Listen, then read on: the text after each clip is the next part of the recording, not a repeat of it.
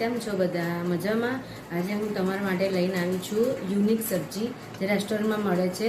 જે તમારા ઘરમાં કોઈ શાકભાજી ના હોય તો આ સબ્જી તમે બનાવી શકો છો.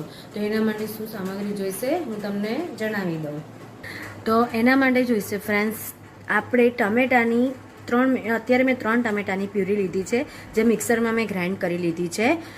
કાશ્મીરી લાલ મરચું, આદુ લસણની પેસ્ટ, લીલા મરચાંની કતરન, ધાણા, લીલી ડુંગળી, ધાણા જીરું, આ છે છોલે ચણાનો મસાલો, આ છે ગરમ મસાલો, આ છે હળદર, આ છે ટોમેટો કેચઅપ.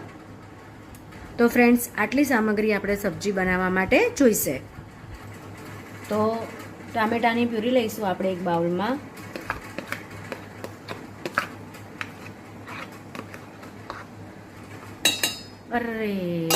તો ફ્રેન્ડ્સ, એના માટે આપણે એક બાઉલમાં ટમેટું જે પ્યુરી લીધી હતી ને એ નાખીશું.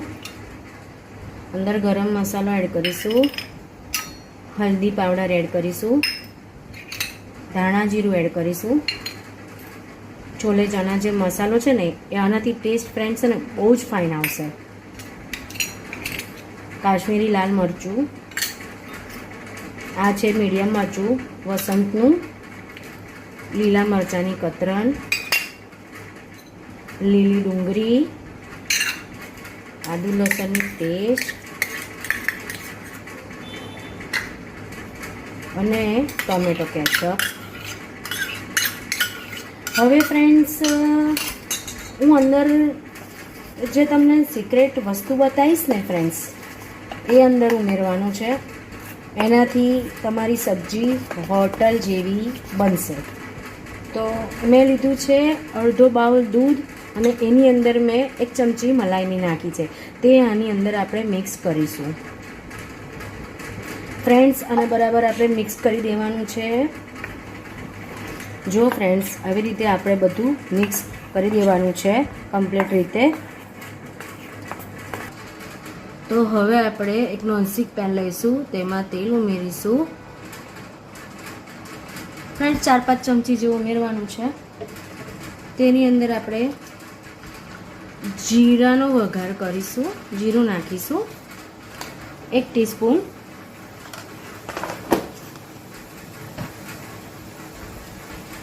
જીરાને તતડવા દઈશું ફ્રેન્ડ્સ.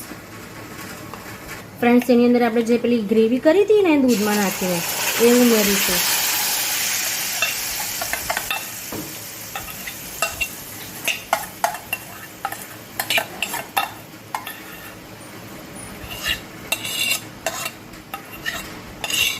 આપણે એને છે ને હલાવવાની છે થોડીક વાર.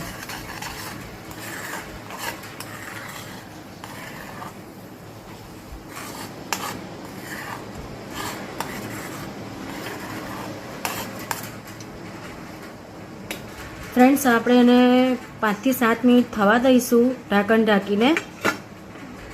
હવે આપણે ખોલીને ચેક કરી લઈશું. ફ્રેન્ડ્સ, જુઓ, તમને તેલ ઉપર દેખાવા માંડ્યું છે.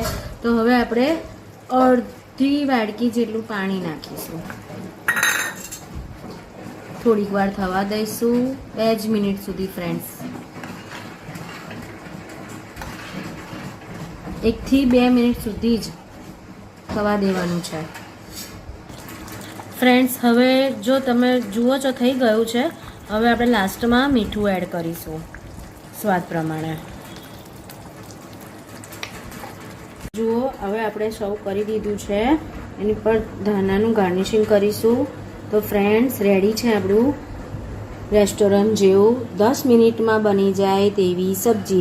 જો તમારા ઘરમાં કોઈ સબ્જી ના હોય તો તમે આ 10 મિનિટમાં બનાવી શકો છો અને આનો ટેસ્ટ બહુ જ મસ્ત આવે છે ફ્રેન્ડ્સ. જો તમને આ રેસીપી મારી ગમી હોય તો લાઈક, શેર અને સબસ્ક્રાઈબ જરૂરથી કરજો. Thank you.